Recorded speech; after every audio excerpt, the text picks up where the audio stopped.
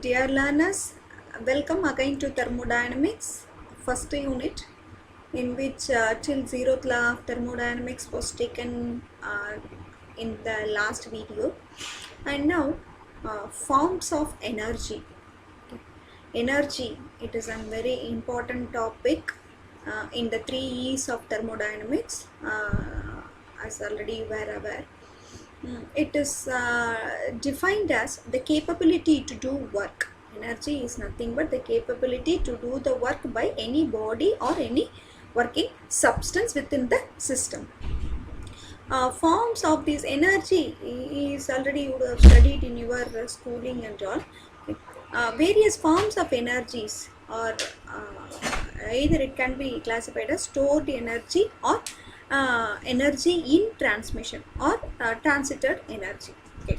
So energy in transition, you will have we have studied about two types of energies or in transition, that is crossing the boundaries, or heat energy and work energy. As already in detail we have studied about that heat and work energy, which are a very significant role in thermodynamics. Okay, what is this stored energy?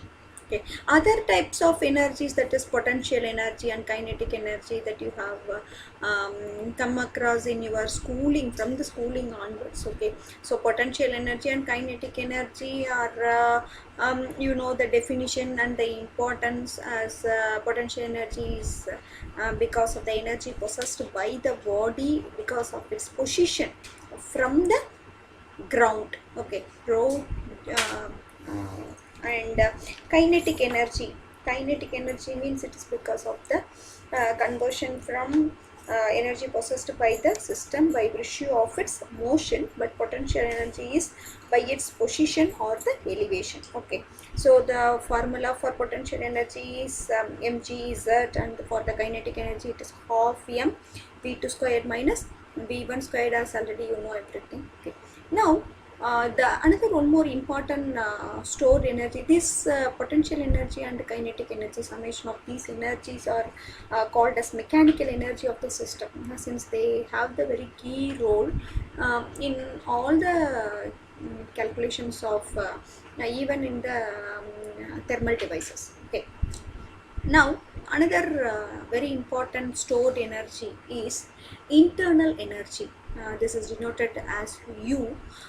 What is this internal energy? Where we are getting this internal energy is nothing but this energy is the sum of the kinetic energies or the molecular energies of individual atoms or molecules. That kinetic energy occurred by external heat supply. This stored energy is induced or created by the external heat supplied to the system, which will be converted to work. Okay.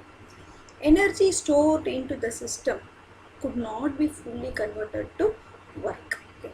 Change in internal energy, this mCV into dt t2 minus t1. This change internal energy means the increased molecular energy because of the supply of the heat. Okay, so here there exists here this property is a property for the closed system, such that a change in its value during any change of state is given by the difference between the heat supplied and the work done. Okay, so that is del Q minus del W. What is the heat supplied is to the system. The total heat supplied to the system is converted into work and as well as change in the internal energy. Okay, this we are telling this as a stored energy, or DE. We can specify it with respect to DE. In DE, it might be for internal energy, kinetic energy, potential energy, chemical energy, electrical energy, magnetic energy. In all types of energies are stored, it can be stored into the system, and they are all stored energy only, but still this internal energy is directly depends upon the temperature which is given to the system. Temperature, that is heat energy given to the system. So that's what we are calling mass of the system, mCV, specific specific heat at constant volume into temperature difference, change in internal energy. So this internal energy, first law creating a new property is called internal energy. Okay, second law is creating another one more property, but as far as this first law is telling about or talking about or creating the property which is called internal energy. Okay, if you boil a heat, okay, first the molecules of the milk will be absorbing the heat and they will be internally that is induced, or they will start to change its position, and they molecular interaction will starts to getting rapid by the continuous supply of heat, and after the internal energy has been increased only, it will starts to move from its position to next position. It will come up in the vessel like yes. So that first initially it will absorb the heat energy, that molecules will be get energized by the heat, and then only it will be converted into W, okay, work. So heat is converted into internal energy and then work, okay, required work. So here this energy, this internal energy is in between this work and the heat. Other forms of stored energy that was already told, kinetic energy is possessed by the body by virtue of its motion. This is the formula for it already you know. And then flow energy. Flow energy means the energy which is required to make the flow of the system. You know very well, if you pour the water from one place to another place, so if you pour the water on the floor, if the floor is having the difference in its altitude, then only it is possible for the water to flow from its initial position to next position. Okay, some sort of energies or the characteristics, either in terms of physical or chemically, it has to be given, then only the flow will takes place.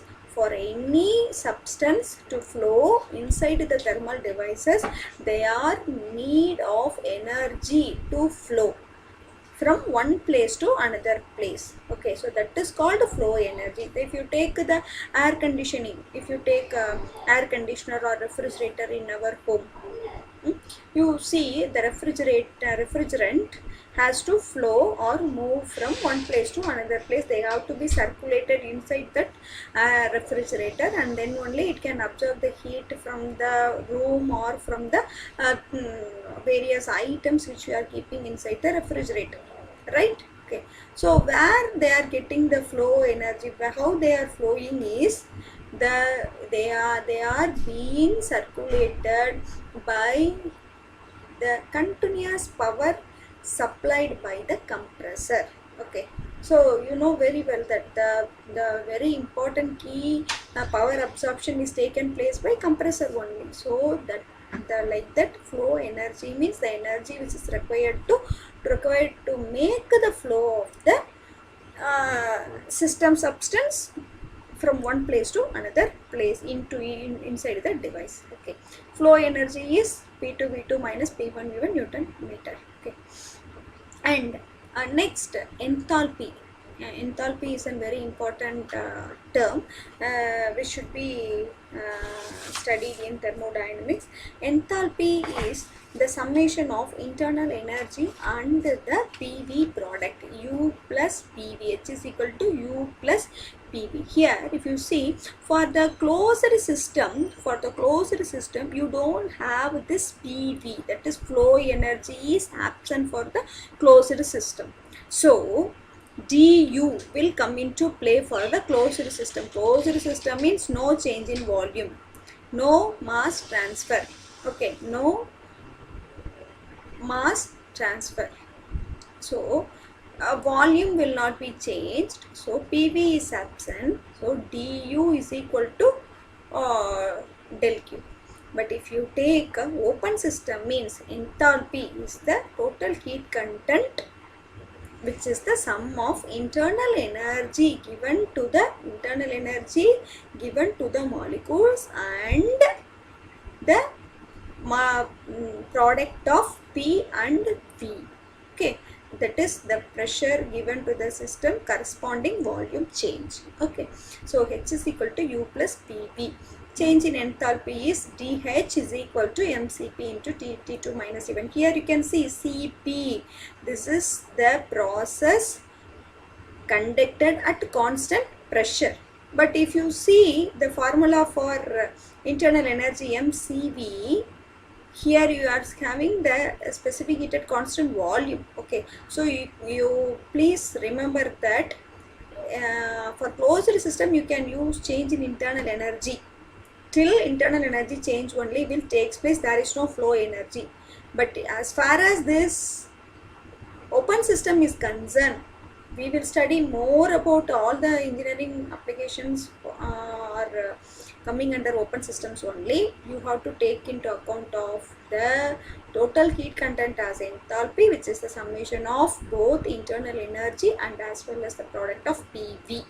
Okay, so temperature difference. Okay, now path function and point function. What is this path function and point function is nothing but the functions or the characteristics or the transited energies, okay, or any characteristics which are not important or following the path in which how the process has been taken place, immaterial of initial and final condition. Okay, despite of initial condition A and B, if the path followed by the process or the boundary changes is taken into account, means they are called path functions. Point function means the properties are taken into account only at the end of each and every equilibrium condition, at the end of each and every process. Okay, then it is called point function. Very directly you just remember that heat energy and work energy are path function. They are inexact differential. Del Q, del W, we will be calling as del Q and del W. We will not tell it dQ, dW, dQ, Q1, Q2, like that you cannot say. Q1 to 2. Q1 to 2 means from 1 to 2 process, what is the heat transferred in that process? Q1 to 2, W1 to 2. But if you take pressure, P1 to 2 is not applicable. Instead, we will be calling as P1 to 2. Okay. So, cyclic integral of any variable or any characteristics is 0 means then they are said to be point function, and if it is non-zero means then they are path function. Heat and work energies are path function. Other all properties of the system, energy, pressure, temperature and volume, they are all called, that is properties of the systems are point function. Okay. So here we have studied about path function, point function, and now we will move to first law of thermodynamics. Okay. Already I told you the importance of zeroth law of thermodynamics since it is used for measuring the temperature. Okay. And now we will move to first law of thermodynamics. It is defined for any process. Okay, for any type of process, one law is there, first law, and it can be applicable to a cyclic process. So you will be having two forms of first law of thermodynamics. Two types of equations can be applicable to first law of thermodynamics. Okay, for any process 1 to 2, you consider a process, means that the equation is and the definition is a little varied from the first law which is applicable for cyclic process. Okay, so thanks for listening. Happy learning. We will meet in next